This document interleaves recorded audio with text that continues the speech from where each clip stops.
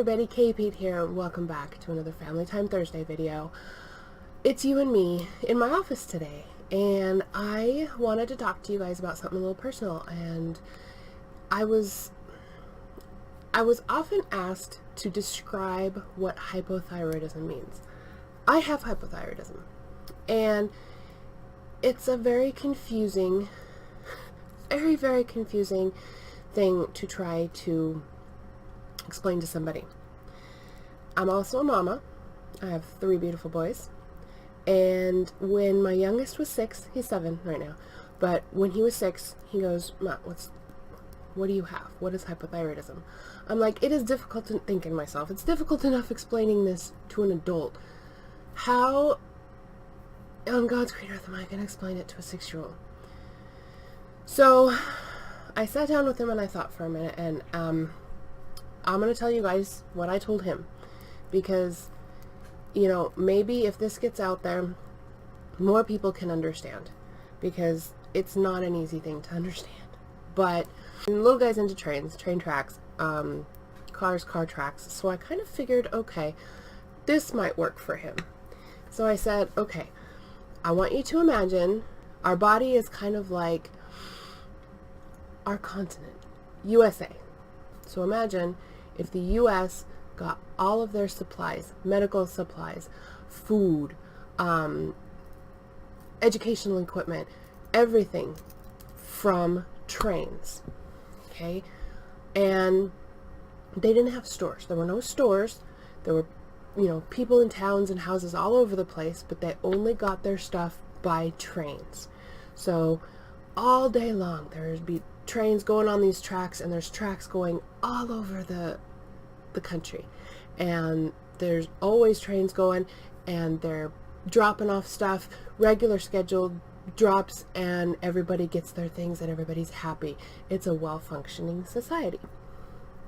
Well, now imagine that there is one conductor in a big building looking at all these different screens of all these different trains, and he's got a big massive, you know, console right there, and he's pushing the buttons, and he's changing tracks, and he's making sure every train gets to where it needs to go. He's the man or the woman, whoever it is up there. I don't care. It's your aunt, it's your dog. That person is in control of all of this.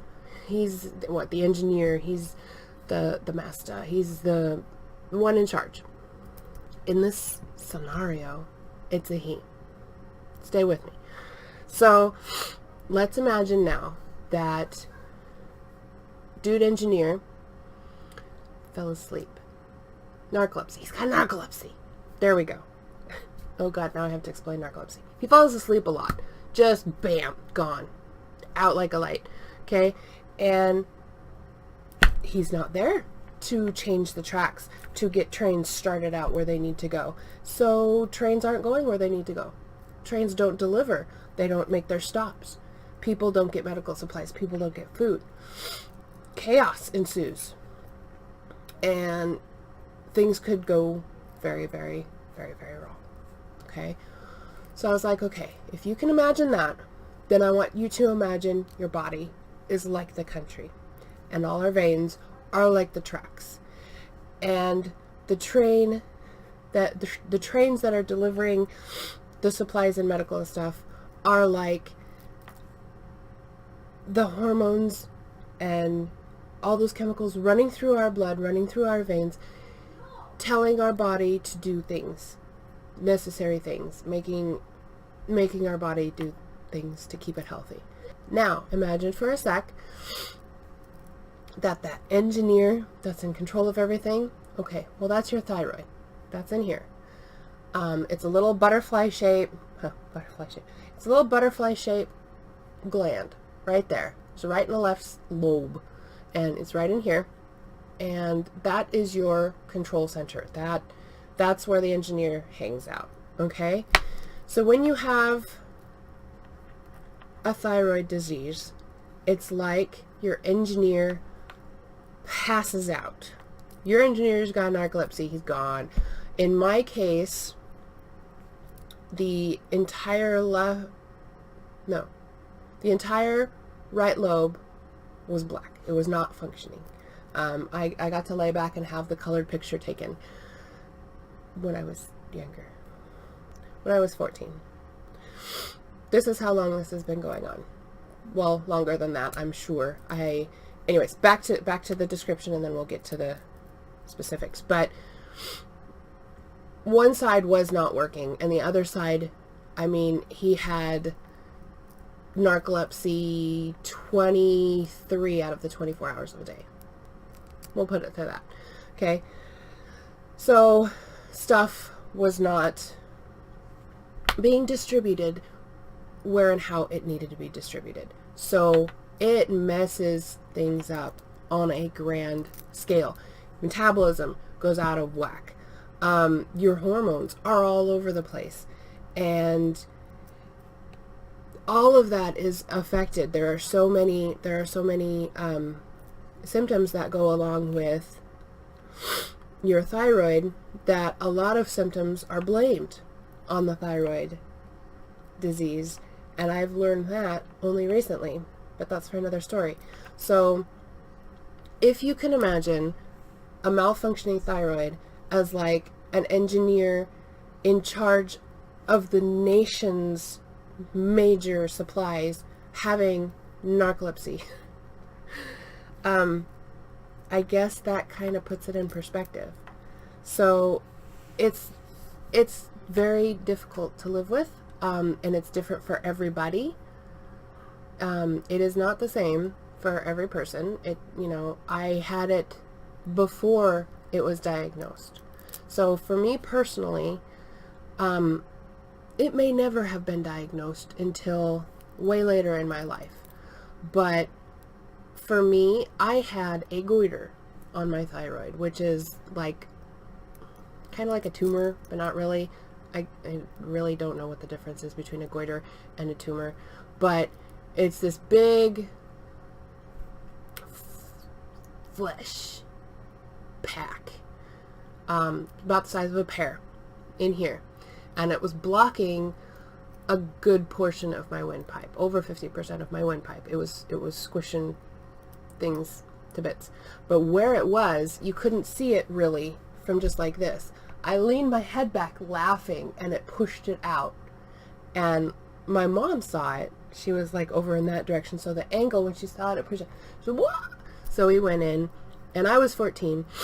And at the time, I was the youngest to have this thyroid issue in my area. And it was really bizarre. So they took a biopsy. Luckily, it was benign and not a big deal. But that's when we found out that I had thyroid issues. I went in and had the picture done, and like I said, one side was completely dead. The other side was like 80-90% dead. But it wasn't enough to take care of everything. So I have been on thyroid medication since I was 14 years old. I did have the surgery. That's what this lovely little war wound is for. I told everybody I got in a bar fight. You should see the other guy. Oh, a few people believed me. It was awesome. Anyways, I digress. They went in and took out the right side, which was the dead side, and the goiter. No. I don't remember which side was dead and which side was like 10-20% functioning, but they took out one side, the right side, and the goiter. So yay, I can breathe again. But again, that happened in high school. That was awesome. Hyperthyroid is the opposite. It's where your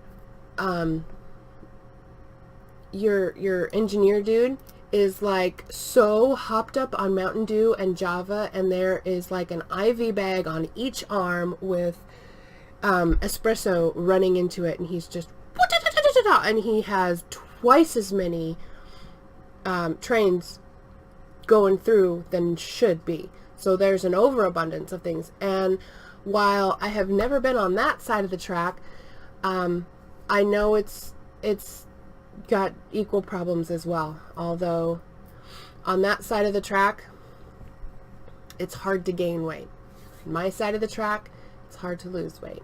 Go figure. Yay me. Oh well. I've been dealing with it for most of my life. We got this, and we're going to own it. So, hypothyroidism is not easy to explain. I know I got it wrong. I'm not a doctor. But for the love of all that was holy, I had to try to explain this to a 6-year-old, and that was the best I could do. So I'm hoping that this at least gets you a little bit more, it gives you an understanding of what it kind of means. An endocrinologist knows all, but can they explain it to a 6-year-old? I don't know. In any case, that's hypothyroidism to a 6-year-old. If this was educational and helped you out in any facet, please give me a like. Let me know in the description if you have hypothyroidism and what your struggle has been like, because it's nice to know people in the same boat. Have a wonderful, wonderful day. Thank you for watching, and we'll see you later.